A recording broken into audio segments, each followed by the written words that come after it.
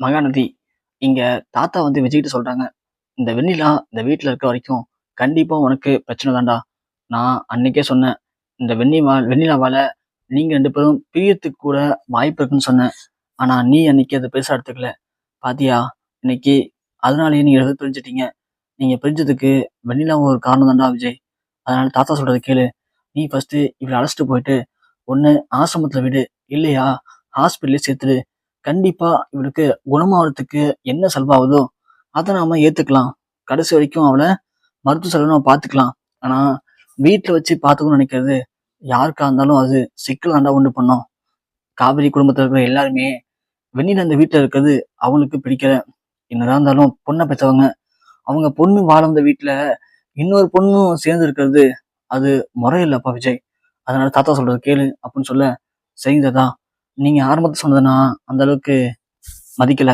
ஆனா இப்போ முடிவு பண்ணிட்டேன். வெண்ணிலா இனிமே இந்த வீட்ல இருக்க மாட்டா. அவள இப்பவே அழைச்சிட்டு போய் ஹாஸ்பிட்டல்ல விட்டு வந்துடுறேன் அப்படின்னு இங்க விஜய் முடிவு பண்றாரு. இந்த விஷயத்த கேள்விப்பட்ட ராகினி, என்ன இது விஜய் இப்படி முடிவு பண்ணிட்டாரு. வெண்ணிலா இங்க இருக்கிற வரைக்கும் தான் நமக்கு பலமே. வெண்ணிலா இங்க இருந்தாதான் அடிக்கடி காவிரி குடும்பத்தை நாம சுரண்டி விட்டுட்டு இருக்க முடியும். அப்பதான் காவிரி குடும்பமும் வெண்ணிலா தான் விஜயோடைய மனைவியாக போறான் அப்படின்னு அவங்களும் காவிரிய இந்த பக்கம் கொண்டு வராம இருப்பாங்க. அப்பதான் காவிரி விஜயும் ஒண்ணு சேர மாட்டாங்க. வெண்ணிலா இங்கிருந்து போயிட்டானா இதுவே போதும். வெண்ணிலாவை காவிரிக்காக தான் கொண்டு போய் விஜய் ஹாஸ்பிட்டல் விட்டுட்டாருன்னு சொல்லி அது மூலயமா அவங்க பேச ட்ரை பண்ணுவாங்க. விடக்கூடாது, ஏதாவது ஒன்று பண்ணணுமே அப்படின்னு ராகினி இங்க முடிவு பண்றாங்க. என்ன பண்ணலான்னு பயங்கரமா யோசிக்கிறாங்க. இங்க வெண்ணிலாவுக்கு ரொம்ப உடம்பு முடியாம போகுது. வெண்ணிலாவால் தனியா இருக்க முடியாது அப்படிங்கிற மாதிரி டாக்டர்கிட்ட பேசி டாக்டர் மூலயமா வெண்ணிலாவை உங்க வீட்லயே வச்சுக்கலாம் அப்படின்னு சொல்லலாம். அப்படி சொன்னா மட்டும்தான் இதுக்கு ஒரே தீர்வு கிடைக்கும் அப்படின்னு ராகினி முடிவு பண்றாங்க. இன்னொரு பக்கம் பார்த்தா இங்க காவேரி எல்லாருமே சேர்ந்து நம்ம நிவின் வீட்டுக்கு போறாங்க. நிவின் தான் வலுக்கட்டாயமா அவங்க வீட்டுக்கு அழைச்சிட்டு போறாரு. அங்க நிவினுடைய அம்மா இவங்க எல்லாம் பார்த்ததும் இந்த பிச்சைக்கார குடும்பம் இன்னமும் இங்கேதான் சுத்திட்டு இருக்கா. எப்படி இதுங்கெல்லாம் இருந்துச்சுன்னா நம்ம புள்ள மனசை மாத்தி நம்ம வீட்டுக்கு வந்திருக்குங்க. அதுலயும் பொண்ணு நம்ம பையனை காதலிச்சா, அப்புறம் கழட்டி விட்டுட்டா. 2வது பொண்ணு நம்ம பையனை கல்யாணம் பண்ணிக்கிட்டா. ஆனா கொஞ்சம் கூட வெக்கமே இல்லாம நம்ம வீட்டுல வந்து உட்காந்து நம்ம வீட்டு சொத்தை திங்கிது பாருங்களாம் அப்படின்னு இங்க நிவின் அம்மா செம கடுப்புல இருக்காங்க. இவளுகளை 2 நாள் தங்க போறாங்க இங்க. இந்த 2 நாள்ல இவளுங்களை நாம எவ்வளவு அசிங்கப்படுத்தணுமோ அவ்வளவு அசிங்கப்படுத்தணும். அப்பதான் நம்ம புள்ளைய இவளுங்க ஏன்டா அவங்க பொண்ணு கல்யாணம் வச்சாங்க அப்படின்னு யோசிக்கணும் அப்படின்னு முடிவு பண்ணி நிவின் அம்மா ஒரு வேலையும் பார்க்க ஆரம்பிக்கிறாங்க.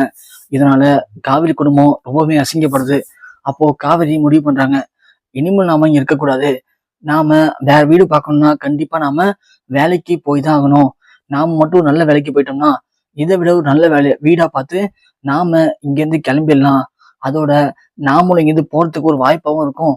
நாமளும் கொஞ்சம் நார்மலா இருக்க முடியும் அப்படின்னு காவிரி முடிவு பண்றாங்க. அதனால காவிரி தன்னுடைய ஃபைலு ரெஸ்யூம்லாம் எடுக்கிறாங்க. அப்படி தேடி எடுக்கும்போது இங்க காவிரியுடைய பேக்ல ஒரு டைரி இருக்கு. என்ன டைரி இது அப்படின்னு இங்க காவிரி எடுத்து பார்க்கும்போது அது விஜயோட டைரியா இருக்கு. என்ன இது விஜயோட டைரியா? அவ டைரி எப்படி நம்ம பேக்குள்ள வந்துச்சு அப்படின்னு காவிரி யோசிக்கிறாங்க. ஆஹா, மாத்தி எடுத்து வந்துட்டோம் போலயே அப்படின்னு சொல்லிட்டு இங்க காவிரி அந்த டைரி எடுத்து மேல வச்சுட்டு இங்க அவங்களுடைய ஃபைலு ரெஸ்யூமு எல்லாத்தையும் தேடி எடுக்கிறாங்க. எடுத்துட்டு இங்க கங்கா வராங்க. அப்போ கங்கா, என்ன காவிரி என்ன பண்ற அப்படின்னு கேட்க, இல்லக்கா நான் பழைய மாதிரி வேலைக்கு போனதான் சரிப்பட்டு வரும். என்ன காவிரி சொல்ற? இந்த நிலைமையில தான் தேவையாடி உனக்கு? இல்லக்கா, இங்க இருக்கிறது சரிப்பட்டு வராது. நம்மள்ட்டையும் காசு பணம் இருந்துச்சுன்னா நாமளும் வேற வீடு பார்த்து போலாம்ல அப்படின்னு சொல்லுவோம்.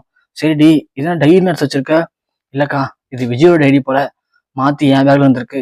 அதான் அதை கொடுத்துடணும் போல அப்படின்னு சொல்ல, விஜயோட ஐடியா கொடு பார்க்கலாம் அப்படின்னு சொல்லி கங்கா ஓப்பன் பண்றாங்க. காவி ஒண்ணே, அக்கா அது ஏக்கா ஓப்பன் பண்ற? அடுத்தவங்க டைம் பார்க்கலாமா? அடிப்பொடி, நம்ம தான் வந்துட்டோமே, இனிமே நம்ம பார்த்துட்டு போகுது, பார்க்கலாம் விடு அப்படின்னு சொல்லி ஒரு அப்படியே பெரட்டி பெட்டி பாக்குறாங்க. அதுல கடைசியா அந்த பக்கத்தை படிச்சு பாக்குறாங்க. அதுல இங்க லாஸ்டா காவிரிக்கு சர்ப்ரைஸ் பண்ண போறேன். இன்னைக்கு ஆபீஸ்லுடைய முக்கியமான ஷேர்ல 50% காவிரி பேருக்கு மாத்த போறேன். அதோட அந்த அக்ரிமெண்ட்டை இன்னையோட கிழிச்சு போட போறேன். இனிமே காவிரியினுடைய முழு மனைவியா அந்த ஆபீஸோடைய எம்டி ஆக்க போறேன். இனிமே காவிரி தான் எல்லாமே, காவிரி இல்லாம நான் ஒண்ணுமே இல்லை அப்படின்னு எழுதியிருக்காரு. அதே மாதிரி அடுத்த நாள்ல காவிரிக்கு சர்ப்ரைஸ் பண்ணலான்னு போனேன். ஆனா காவிரி என்ன நினைச்சான்னு தெரியல, அதுல இருந்து விலகி போயிட்டா. ஏன் காவிரி என்ன புரிஞ்சுக்காம அப்படி போனான்னு தெரியல. காவேரி மட்டும் இன்னைக்கு ஆபீஸ் ரூமுக்கு வந்தா கண்டிப்பா காவேரி மேல நான் எந்த அளவுக்கு லவ் வச்சிருக்கேன் அப்படிங்கிறத காவேரிக்கு ப்ரூவ் பண்ணிருப்பேன். ஆபீஸ் ஸ்டாஃப் எல்லாருமே காவேரிக்கு சர்ப்ரைஸ் பண்றதுக்காக அவ்வளவு எதிர்பார்த்து காத்திருந்தாங்க.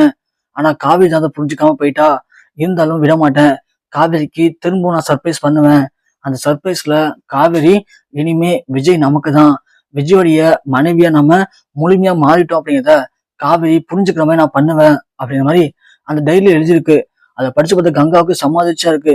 உடனே காவேரி கேக்குறாங்க, என்னக்கா ஏன் இவ்வளவு ஷாக்காய் பாக்குற, என்ன இருக்கு அப்படி இல்ல அப்படின்னு சொல்ல, காவேரி நீ ரொம்ப தப்பான்ட்டடி, நீ பெரிய தப்பு பண்ணிட்ட, இந்த டைரியை படிச்சு பாரு அப்படின்னு சொல்லி இங்க கங்கா காட்ட காவேரியும் படிச்சு பாக்குறாங்க. அப்பதான் காவேரிக்கு எல்லாமே புரியுது. அக்கா ஆமாக்கா, அன்னைக்கு ஆபீஸ் போயிட்டு அவர் உள்ள போயிட்டு வந்து கூப்பிட்டு போறேன்னு சொன்னாரு. நானும் கார்ல உட்கார்ந்தேன்.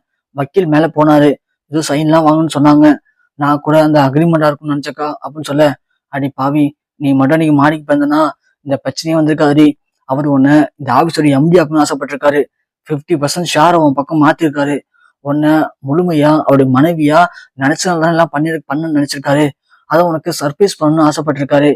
ஆனா நீ தாண்டி அவசரப்பட்டு தப்பா புரிஞ்சுக்கிட்ட போல அப்படின்னு சொல்ல, ஆமாக்கா நான் தாக்கா தப்பு பண்ணிட்டேன். விஜய் ரொம்ப நல்லவர் தான்க்கா. விஜயை நான் ரொம்ப அசிங்கப்பட வச்சுட்டேனே. இனிமே விஜய் என்னை ஏத்துப்பாரா அப்படின்னு காவேரி இங்க பயங்கரமா அழுகுறாங்க. உடனே கங்கா சொல்றாங்க, அதெல்லாம் ஒண்ணு இல்ல காவேரி. விஜய் உன் மேல எவ்வளவு அன்பு வச்சிருக்காருன்னு இந்த டைரியில தெளிவா போட்டிருக்கு. இங்க பாரு, திரும்ப சொல்றேன், நீ எனக்காக, தங்கச்சிக்காக, அம்மாக்காகன்னு சொல்லி உன் வாழ்க்கையை இழந்துடாதடி காவேரி.